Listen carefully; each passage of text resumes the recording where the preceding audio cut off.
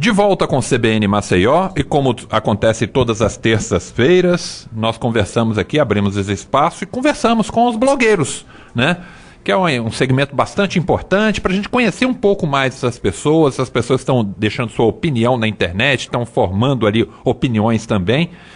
E hoje o que foi pautado pela nossa Candice, um abraço para a Candice, que sempre faz uma pauta maravilhosa, uma sequência muito legal de blogs conosco. Hoje é o blog do Cadu, né? www.blogdocadu, Cadu com C e com U no final, blogdocadu.blogspot.com.br. E nós estamos aqui com o Carlos Eduardo Leitão do Amaral, o conhecido Cadu, do blog do Cadu, né? Estudante de jornalismo. Cadu, há quanto tempo você tem o blog e o que te fez criar esse blog, Cadu? Tudo bom? Bom dia. Tudo bom. Bom dia, ouvintes da CBN Maceió. Bom dia, Carlos.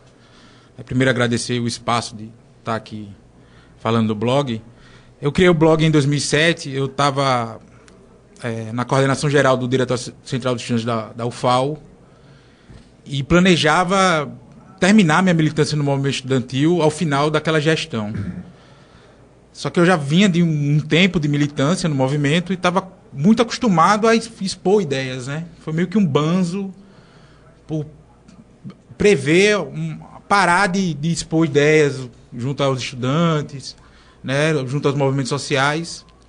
E estava crescendo essa onda de blogs, né? Estavam começando a surgir vários blogs independentes, né? Por fora dos portais. Então eu resolvi criar o blog para fazer isso, para continuar expondo minhas ideias, né? Que as pessoas pudessem ter acesso às minhas ideias. Eu não encerrei minha militância naquela gestão do DCE, acabei indo para a diretoria da União Nacional dos Estudantes, né? Mas aí eu continuei com o blog e com esse viés, assim, pautando questões dos movimentos sociais, política. E a partir do blog eu me interessei pelo curso de jornalismo, no qual eu ingressei após... Você estudava o que antes? Ciências sociais. Ciências sociais. Ciências sociais. Que tem a ver com jornalismo? Eu acho que tem tudo a ver com jornalismo. Tem tudo a ver. Na relação entre pessoas. Apesar de eu não ter me formado em ciências sociais, mas me ajuda muito o que eu estudei em ciências sociais, o que eu vi, a leitura que eu tive acesso na minha formação de jornalista. Agora, Cadu, é bastante variado. Você coloca questões de política, umas questões gerais aqui, né? E tem um viés aí chamado ainda de esquerda no seu blog, não é isso? Sim. Você fala para esse povo qual que é o seu público-alvo, o que você pensa, ou você joga no ar as notícias, ou você tem um direcionamento propriamente dito? Assim, Carlos, eu costumo dizer o seguinte, e sempre disse isso no movimento estudantil, eu sou um militante político, que atuava no movimento estudantil, e agora eu tenho um blog como uma plataforma de militância, né? O que eu não me uso do artifício do produto da imparcialidade, eu tenho um lado, tenho coloração ideológica. Você deixa isso bem claro. Está bem claro. Quem lê o que eu escrevo sabe que está lendo isso, né? E minhas opiniões todas têm esse viés de esquerda mesmo. Agora, você como é recebido pelos internautas? É uma das coisas que eu sempre pergunto para todos os blogueiros aqui, porque a relação com o internauta ainda é uma relação meio tempestuosa. O internauta é meio raivoso, né? Ele se esconde atrás de algumas coisas. Como é que você recebe? Já que você tem um direcionamento, você deve ter gente que lá que não é contrária, que não gosta, que não quer, e insiste em fazer alguma coisa. Como que funciona isso com você? Amor e ódio. Assim, eu botei para editar os comentários do blog por causa de ofensas que eu recebia. Muitas ofensas? Muitas ofensas. E assim, eu não gosto de comentários anônimos, né? Comentário anônimo. Se eu não posso, se eu vou escrever algo, comentar algo que eu não tenho coragem de assumir o que eu estou dizendo, dizer pessoalmente, então eu não faço comentários em sites assim, apócrifos. Então eu também não permito que no meu tenha, inclusive, ofensas, até muitas vezes, até pessoas que gostaram do que eu escrevi, mas respondem de forma ofensiva quando eu, por exemplo, faço uma avaliação, por exemplo, sobre o governo do Estado, aí colocam de forma pejorativa o governador e tal, eu também não publico. Eu acho que a gente não precisa ofender as pessoas para emitir... Atacar pessoalmente ninguém, Atacar pessoalmente. Aí é mesmo uma relação de amor e ódio. Assim, nas redes sociais, graças a elas, inclusive, eu consegui ter mais acesso ao blog. Eu recebo várias críticas, algumas bem raivosas e muitos elogios também. É meio confuso. A internet, pelo fato de você estar de frente para uma tela, né, as pessoas expõem algo que elas não têm coragem de expor pessoalmente. Tem um post seu aqui, de segunda-feira, dia 24 de junho, que está dizendo o seguinte: atos à direita, eu estou fora. E até, né, vou até citar aqui, né, volta que deu merda, está escrito aqui, né, falando para o pessoal. E o texto está dizendo: o que começou há algumas semanas com manifestações de rua contra aumentos abusivos dos valores das tarifas de transporte público se transformou em uma coisa amorfa, sem foco e amplamente influenciado e dirigido pela pauta de direita brasileira. Tanto que o movimento Passe Livre retirou-se do último ato por discordar de práticas conservadoras. Naquele momento ali, o que você estava analisando? O que você estava vendo desse movimento? Esses atos que começaram, principalmente em São Paulo, com relação ao aumento da tarifa, primeiro deixa claro que sempre que tem tarifa de ônibus, tem reivindicações contrárias de rua. Eu mesmo já participei de várias, diversas, né? Já fechei rua, já negociei com o poder público, enfim. Não participa hoje dos movimentos? Participo menos, né? Apesar de estar estudando, não participo mais do movimento estudantil. Eu já estou com 33 anos. A contribuição que Mas eu tenho você que se dar... acha velho para participar de algum movimento? Eu fiz muitos anos no movimento estudantil. Eu militei 10 anos no movimento estudantil. Acho que a contribuição que eu tenho que dar, eu já dei. Eu acho que quem está... Mas você não acha que aquele manifestante, você não acha que aquele manifestante que era muito partidário, era muito isso, ele está meio fora desse movimento mesmo? Ele foi colocado para fora no seguinte sentido de esse movimento é diferente daqueles movimentos? Não, desde que começou, militantes partidários participam dessas manifestações desde o começo. Uhum. Né? A pauta é que unificava a questão do transporte. Exatamente. A partir daquela primeira violência, daquela relação violência da PM de São Paulo, aquilo criou um sentimento de solidariedade grande e mais pessoas que não tenham relação, digamos assim, com os movimentos tradicionais passaram a ir às ruas. Perfeito. Imbuídos disso... Eu acho que foi a brutalidade da polícia de São Paulo naquele primeiro ato, quando não tinha quebra-quebra, quando não tinha isso ainda, a maneira como a polícia, que foi uma ordem do governador, né? Ele até confirmou isso, que foi uma ordem do governador Geraldo Alckmin, que mandou a polícia ser rígida, né? Como se diz assim, eu acho que desencadeou tudo isso que está acontecendo no Brasil hoje, né? Aí, assim, a partir daquilo, criou um sentimento de solidariedade, aquilo cresceu o país inteiro, muitas capitais aumentando ou debatendo a discussão, debatendo o aumento da tarifa de transporte, começou a mais pessoas irem para esses atos. E aí, setores à direita, né, organizados ou não, enfim, começaram a pautar a questão de tirar partido, bandeira partidária e tal. Né? As pessoas podem até não gostar de partido político, têm até o direito de não se filiarem a um, tem até o direito de propor até a extinção deles, apesar de eu achar uma aberração isso, mas até propor a extinção deles, mas tomar uma bandeira num ato... Existe democracia sem partido político? Eu acho que não. Eu acho que não. Com esse modelo de democracia representativa que a gente tem e essas sociedades de massa, as populações cada vez maiores, é a democracia representativa que nós temos que exercer. Você não acha que a população, em determinado momento ali, quando tem esses discursos, eu sou apartidário, ele se esquece que ele tem o poder do voto? Em alguns momentos, sim. Porque o poder está todo na população. A população pensa que o poder não está com ela. Olha, é nesse ponto que eu acho um equívoco da população, que a população está começando a ver que ela unida está modificando algumas coisas. Algumas coisas estão sendo votadas, essas coisas estão sendo feitas devido à pressão popular, à manifestação popular. Ótimo que isso está acontecendo também. Eu acho isso ótimo. Agora, será que eles não perceberam que só essa movimentação de rua já está trazendo isso tudo? Uma movimentação de urna. Será que não vai trazer muito mais coisa? Olha como os que se dizem apartidários... Eu faço essa pergunta, não estou fazendo uma afirmação, né? Eu faço essa pergunta, o que é um partido político? Um conjunto de pessoas que concordam com um determinado programa e regra de comportamento interno, né? Que é o estatuto. O que é que os apartidários fazem? Eles agem organizados em ato, eles vão organizados para tomar bandeiras de partido, levantam cartazes contra partido político. De forma seria um partido sem partido, né? Os partidos dos apartidários, eles já estão se comportando como viraram um grupo. Né? Viraram ali um grupo. É isso que um partido político é, um grupo? É esse que eu chamo o grande equívoco das pessoas que estão indo.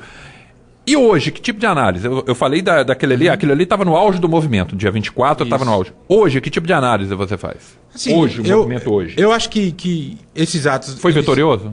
São vitoriosos, eu defendo que continuem as pessoas na rua.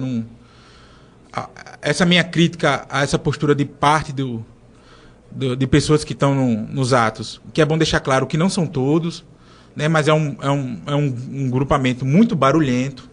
Mas não está faltando uma organização de pauta, pelo menos, nesses movimentos? Então, é isso que acaba faltando, porque você fica sem foco, fica amorfo, como eu coloquei aí. Como colocou aí, exato. Você pauta tudo, você é contra tudo, na verdade você acaba não sendo contra nada.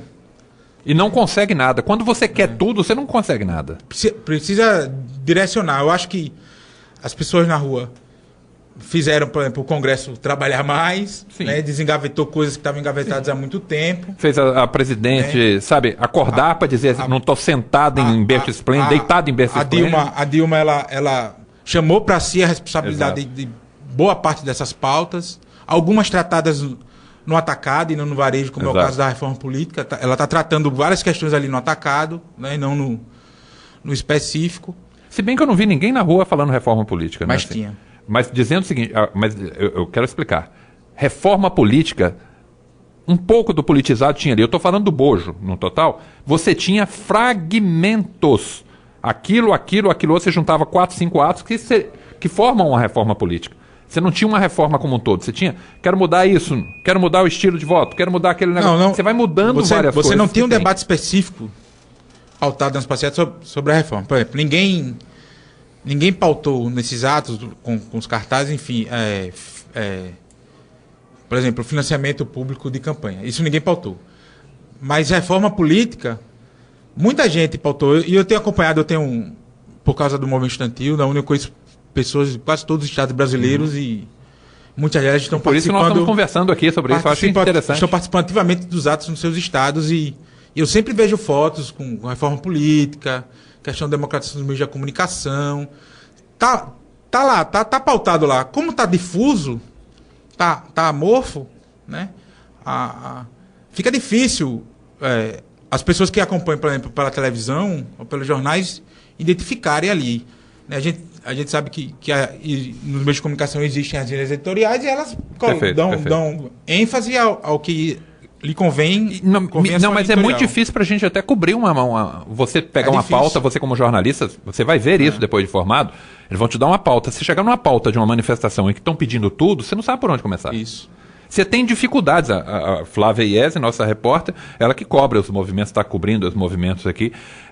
Você tem que dividir em grupos ali. Aquele grupo está pedindo isso, você vai, faz, e você fragmenta ali também. Entendeu? Sim. É um negócio bastante complicado. Confuso. Mas aproveitando essa sua experiência, lembrando que nós estamos aqui conversando com o Cadu, do blog do Cadu, eu estou aproveitando aqui, ele como do movimento estudantil. Aonde isso vai chegar, na sua visão? Olha, pra frente. Eu espero... O que você acha que vai acontecer? Eu espero que Uma coisa é o que você espera, outra coisa é o que você acha que pode acontecer, na realidade. É difícil dizer assim, né? É muito mais isso mesmo, que eu espero e tem tido sinais para isso. Eu acho que voltou à tônica o debate da reforma política, que eu acho que a gente não pode tratar certos problemas no varejo, tem que ser no atacado mesmo. A corrupção... Plebiscito, tá certo? Política. Eu acho que tem que ter participação popular. Inclusive, eu acho que devia ter mantido a questão da Constituinte exclusiva. Muitos juristas posicionaram contra, outros a favor. Né? Inclusive, acho que, salvo engano, o Gilmar Mendes falou que Constituinte só em caso de ruptura. A Constituinte de 88 não foi fruto de ruptura. Né? O Tancredo Neves e o Sarney foram eleitos no colégio eleitoral, no sistema eleitoral da ditadura. Em determinado momento, ambos apoiavam a ditadura. O Sarney assumiu e chamou a Constituição. Não teve ruptura. Né? E não está se propondo refazer uma Constituição. Apenas a parte da representação política. Né? E assim, eu acho que poderia ter mais tempo para debater esse tema. Agora, o povo decidir se quer ou não a Constituinte exclusiva. Enfim, pressões de todo tipo, a gente sabe que existe a pressão contra a pressão, por isso que é importante as pessoas estarem na rua para exercer pressão também.